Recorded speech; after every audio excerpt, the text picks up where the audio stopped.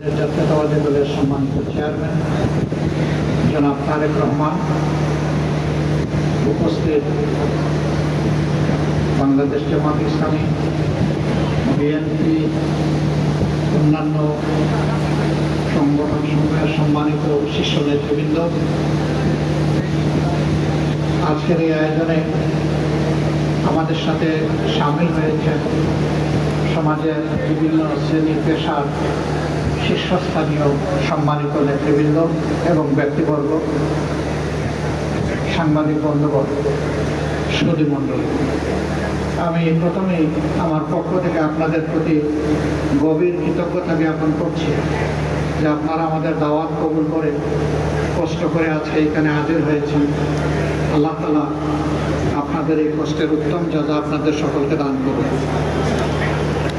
আজকের এই দিনটা আমাদের কাছে দুইটি দিক থেকে অত্যন্ত তাৎপর্যপূর্ণ। দীর্ঘ ফ্যাসিবাদী শাসনের পর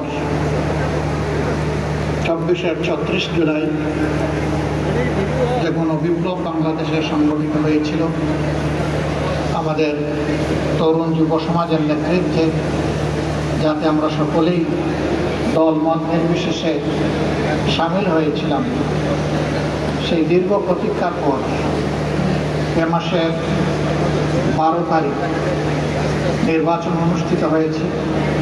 এই নির্বাচনের হাত ধরে ইতিমধ্যেই সংসদ গঠিত হয়েছে, সরকার গঠিত হয়েছে। এই সরকার এবং সংসদের কাছে জনগণের বিপুল প্রত্যাশা। আমার মনে হচ্ছে যে গত 18-19 বছর এমন একটি দিনের অপেক্ষায় সকলে ছিলেন। এর প্রেক্ষাপটে আজকের ইফতার মাহফিল আমাদের কাছে ভিন্ন বার্তা এবং আবেদন নিয়ে হাজির হয়েছে। দ্বিতীয় আরেকটি কারণে এই দিনটি আমাদের কাছে অত্যন্ত গুরুত্বপূর্ণ। শুধু এদেশের মানুষ নয়, বিশ্বের কোটি কোটি মানুষের একজন নন্দিত ভালোবাসার মানুষ ছিলেন